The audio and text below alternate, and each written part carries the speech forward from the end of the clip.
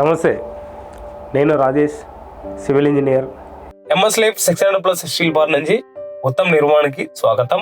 మనం ఇవాళ చూడబోయే సబ్జెక్ట్ ఏంటంటే కాటన్ సాయిల్ ఉన్న ఏరియాలో బిల్డింగ్లు కడుతున్నప్పుడు ఫుట్టింగ్ లో క్వాలిటీ ఎలా మనం వేసుకోవాలి, స్ట్రెంత్ ఎలా ఇంక్రీజ్ చేయాలనేది పాయింట్ డిస్కస్ చేద్దాము. అలాంటి ఏరియాలో మనం గుంతలు తీసాం, సాయిల్ ఉన్న ప్లేసెస్లో కూడా గుంతలు తీసాం.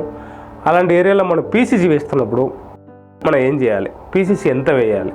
పీసీసీ జస్ట్ మనం ఏం చేస్తున్నాం, కంగర్లకి వేసేసి దాని మీద మాల వేస్తున్నారు, లెవెల్ చేసేసి ఫుట్టింగ్ అనేది కూర్చోబెడుతున్నారు. ఇది ఎక్కడ సాధ్యం అంటే ఎక్కడైతే మనకు గట్టి మొరం తగిలిందో ఆ ప్లేస్లో మనం చేసుకోవచ్చు.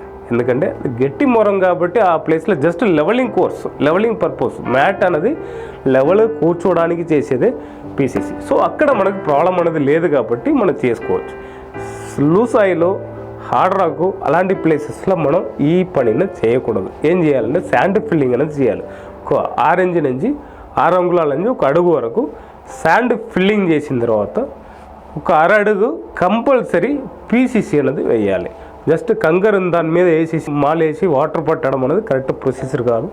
మిల్లర్ మిక్సింగ్ కాంక్రీట్ అనేది కంపల్సరీ 1/2 అడుగు పీసీసీ వేయాలి. ఇలా చేసిన తర్వాతనే మనం మ్యాట్ అనేది కూర్చోబెట్టాలి. అంతకన్నా ముఖ్యమైన పాయింట్ ఏంటంటే మన టెక్నికల్ వెహికల్తో పాటు ఎక్కడైతే ఇల్లు కడుతున్నారో ప్రతి ఒక్క ఇల్లు మనం విజిట్ చేస్తాం.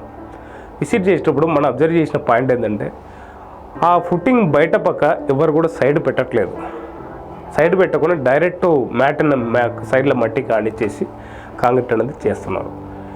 ఇది కరెక్ట్ కాదు. ఎందుకు కాదంటే మనం కింద పీసీసీ ఎందుకు వేస్తామంటే ఆ ఫుట్టింగ్ లెవెల్గా కూర్చోవడానికి ఒక పాయింట్, నెక్స్ట్ పాయింట్ మ్యాట్కు మట్టికి ఒక కాంటాక్ట్ ఉండకూడదు, కాంక్రీట్కు మట్టికి ఒక కాంటాక్ట్ ఉండకూడదని మధ్యలో ఒక పీసీసీ అనేది ఒక లేయర్ వేస్తున్నాం. సో ఇది బాటంలో సాధ్యం.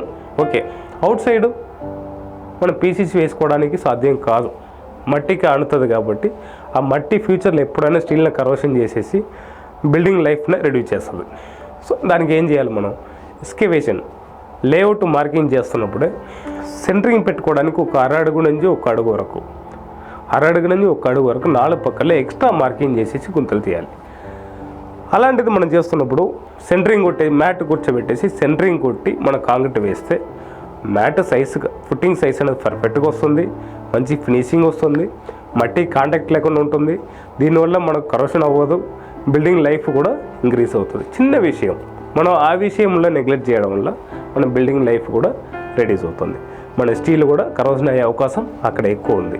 సో ఈ పాయింట్ని మనం మైండ్లో పెట్టుకుంటే ఈ ప్రాబ్లం అనేది ఫ్యూచర్లో రాదు మనకు.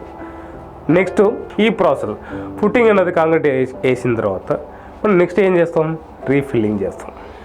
రీఫిల్లింగ్ మనం ఏం చేస్తాం, ఫిల్అప్ చేసేదే కదా మట్టి అని చెప్పేసి అదే మట్టిని తీసుకొచ్చి మళ్ళీ ఆ రాయినో బండ్లో ఆ నల్ల మట్టియో తీసుకొచ్చి అందులోనే వేస్తాం, పునాదులు వేసేసి మొత్తం నీళ్ళు నింపేసేసి లెవెల్ చేస్తాం. ఇది కూడా కరెక్ట్ కాదు. ఎందుకు కరెక్ట్ కాదంటే రాళ్ళు బండలు ఇవి కరెక్ట్గా సెటిల్మెంట్ కాదు. నెక్స్ట్ కాటన్ సాయిల్ కూడా సరిగా సెటిల్మెంట్ కాదు. మట్టి అనేది సెటిల్మెంట్ పర్ఫెక్ట్ సెటిల్మెంట్ అయ్యేది గట్టి మొరం మాత్రమే.